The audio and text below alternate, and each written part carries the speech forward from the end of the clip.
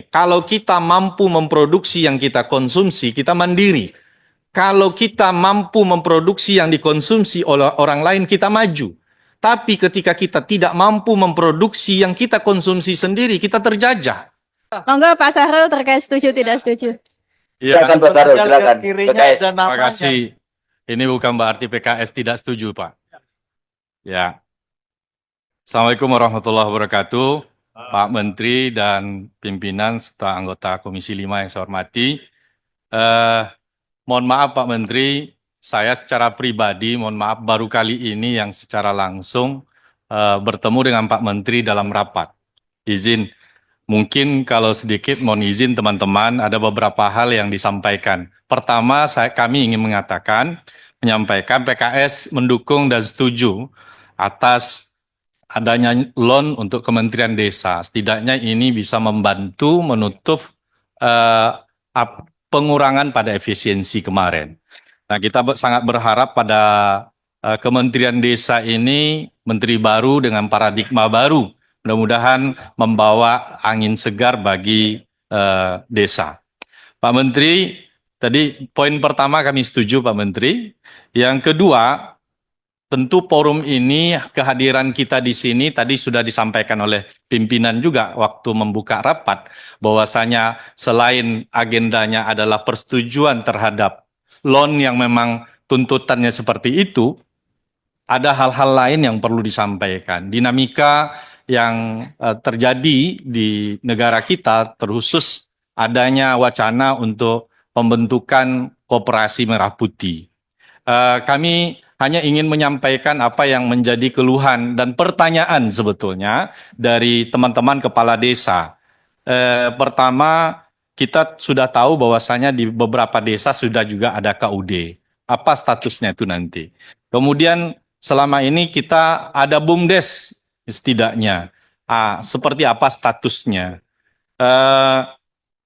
Dan kita ingin menyarankan kalau koperasi Merah Putih ini berharap polanya tidak mengganggu eksistensi BUMDes yang sudah ada, koperasi yang sudah ada, atau usaha rakyat. Ya. Jadi jangan hadir koperasi justru membunuh usaha rakyat gitu. Jadi seolah-olah nanti memonopoli. Saya pernah kemarin diskusi dengan beberapa teman kepala desa, informasi yang dapat sama mereka adalah bahwasanya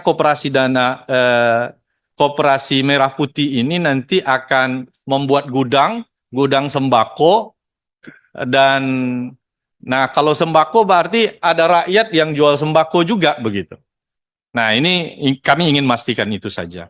Kemudian kita mengingatkan juga bahwasanya kemarin kami mendengar, maka perlu konfirmasi dengan klarifikasi dari Pak Menteri bahwasanya dana desa yang akan menjadi sumber dana pendanaan Koperasi Merah Putih ini. Kita tentu mendukung ya apa yang menjadi atensi dari Bapak Presiden Prabowo. Tapi kami tentu juga ingin menyampaikan apa yang menjadi pertanyaan dari teman-teman di bawah. Bahwasanya dana desa itu dasar orientasinya dulu adalah untuk membangun otonomi desa, agar desa bisa secara mandiri menentukan apa yang menjadi kebutuhan pembangunan di desanya. Dan kita ketahui bahwasanya desa itu kualifikasinya macam-macam, spesifikasinya macam-macam, kebutuhannya juga macam-macam. Jadi tidak bisa kita ratakan. Kemudian Pak Menteri, pada kesempatan ini saya ingin juga menyampaikan karena Pak Menteri baru, bahwasanya dulu dan sampai sekarang ada program dari dana desa itu untuk ketahanan pangan Pak Menteri. Saya lihat beberapa prakteknya itu saya lihat sangat kacau. Masa ada ketahanan pangan digunakan dana desa untuk membeli ayam. Tapi ayam itu dibagikan kepada seluruh masyarakat desa satu ekor. Lalu kalau hanya satu ekor kan tentu disembelih, Pak. Apanya yang jadi ketahanan pangan begitu? Nah, saya punya pemikiran Pak Menteri, program ketahanan pangan, apalagi Pak Presiden fokus sekarang luar biasa ketahanan pangan, dan memang kita harus mandiri secara pangan. Karena ungkapannya begini, kalau kita mampu memproduksi yang kita konsumsi, kita mandiri. Kalau kita mampu memproduksi yang dikonsumsi oleh orang lain, kita maju. Tapi ketika kita tidak mampu memproduksi yang kita konsumsi sendiri, kita terjajah. Nah, membangun ketahanan pangan di desa berarti membangun ketahanan pangan di Indonesia ini. Aneh kan ketika beras kita impor, garam kita impor, kemudian yang lain-lain kita impor. Nah, semangat luar biasa. Saya mohon Pak Menteri, saya punya pemikiran begini, bahwasanya keberadaan KUD atau BUMDes atau KUD-nya nanti adalah bukan untuk membuat usaha yang profit oriented, tetapi adalah usaha yang menggerakkan usaha masyarakat. Saya contohkan begini, kalaulah kita membuat program di Kementerian Desa ini, desa tanpa lahan tidur.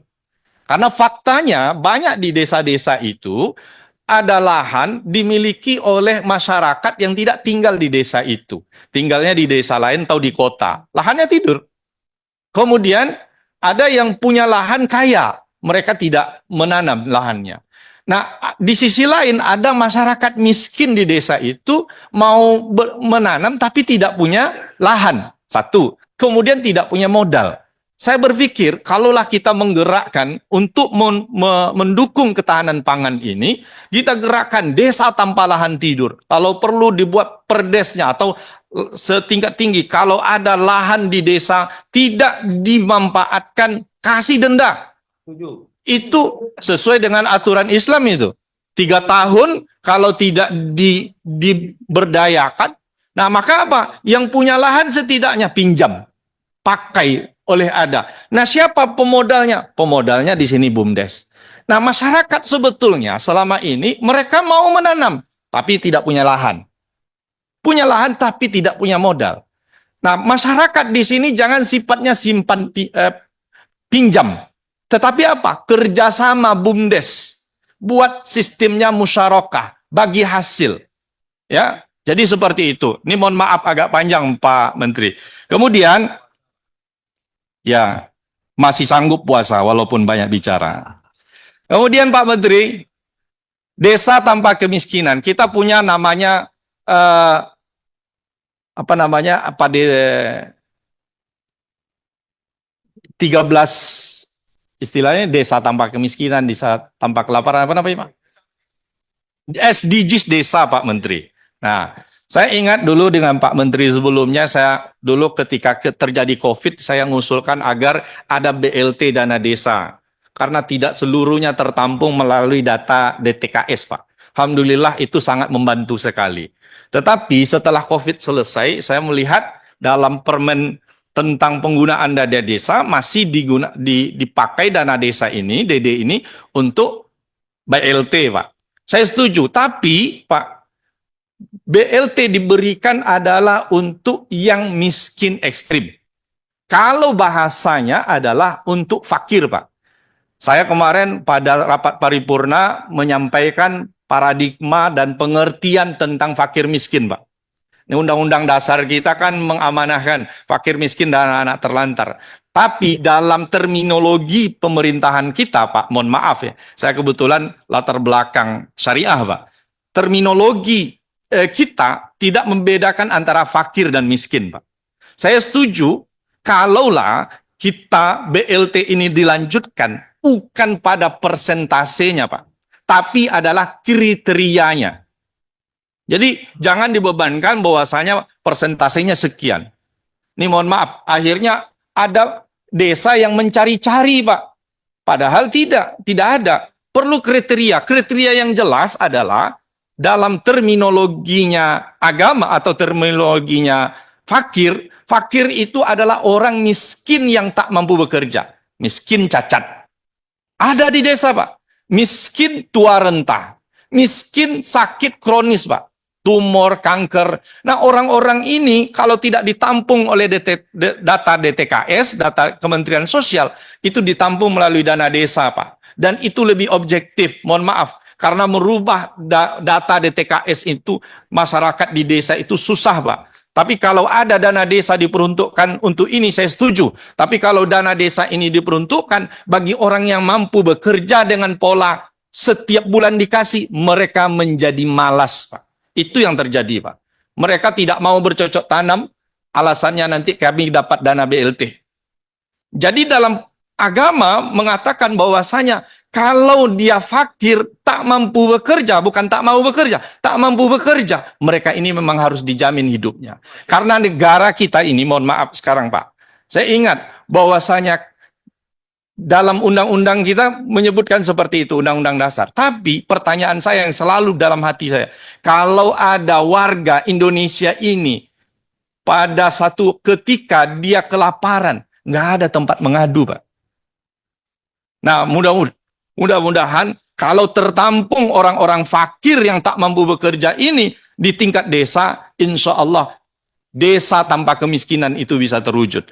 Jadi polanya yang fakir itu dijamin, yang miskin, yang mampu bekerja, dia itu diberdayakan. Maka melalui pertanian, perkebunan, peternakan, UMKM. Kemudian Bapak sekalian, Saya yang rasa cukup dulu lah. satu lagi, Yang lain juga mau ngomong ini. Iya. Jangan monopoli Pak, Satu, jangan Pak. monopoli Pak. Satu lagi ya. Masih ada yang lain. Yang terakhir Pak, saya mendukung program transparansi, kegiatan kita transparansi dana desa Pak, dengan melibatkan pengawasan pada pihak APH, tapi mohon juga bahwasanya kita juga mengawasi, karena ada beberapa kasus Pak, bahwasanya ada oknum-oknum dari APH ini yang justru memanfaatkan keadaan, menitip program di desa, bahkan meminta kepala desa untuk mengeluarkan anggaran untuk mereka. Ini ada laporan ke kami, mohon juga pengawasan mereka itu betul-betul mengawasi, bukan malahan menjadi ajang bagi mereka untuk melakukan tindakan-tindakan yang di luar hukum. Demikian, mohon maaf bagi teman-teman, maklum baru pertama ini rapat dengan Menteri Bulan Desa. puasa tidak apa-apa. Assalamualaikum warahmatullahi wabarakatuh. Waalaikumsalam. Makasih Pak Sarul.